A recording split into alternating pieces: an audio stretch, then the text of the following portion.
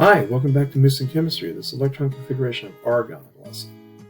Argon is the 18th element on the periodic table, so we're going to write 18 for our atomic number here.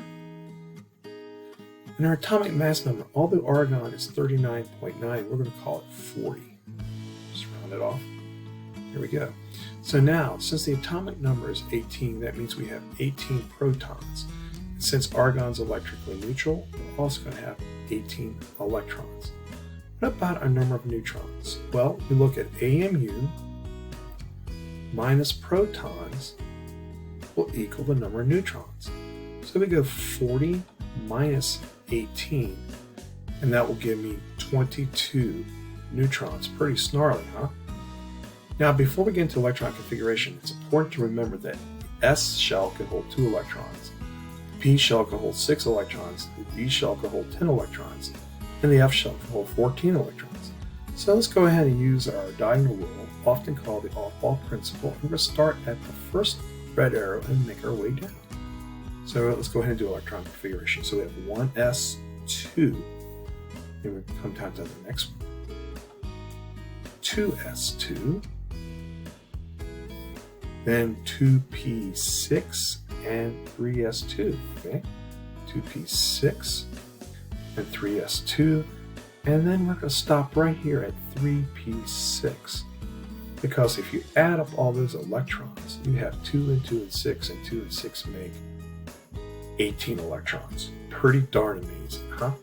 Now, let's look at our orbital notation. That's Hund's rule, so we have to put an up arrow in every suborbit before we do that same down arrow. So let's look at 1s, up and down, 2s, up and down. Okay, now 2px, 2py, 2pz. Now we start down arrows. See that? Pretty darn snarly, huh? 3s, up arrow, and then down arrow.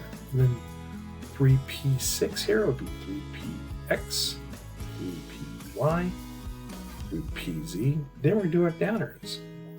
1, 2, and 3. Just darn amazing. Now, let's look at our noble gas notation.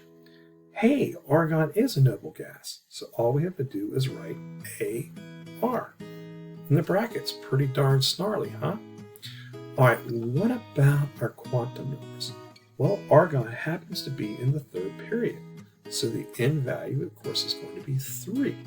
So I'm going to write a 3 there. Argon is in the P block. As a matter of fact, it's all the way over in the P block, right? So the L value is going to be 1. The momentum is going to be 1. Our magnetic number, well, since argon is the 6th element in the P block, when across the period, you repeat -101, -101, and the last number again is going to be 1. So our magnetic number is going to be 1. And let's look at that last arrow right there. That last arrow is going down.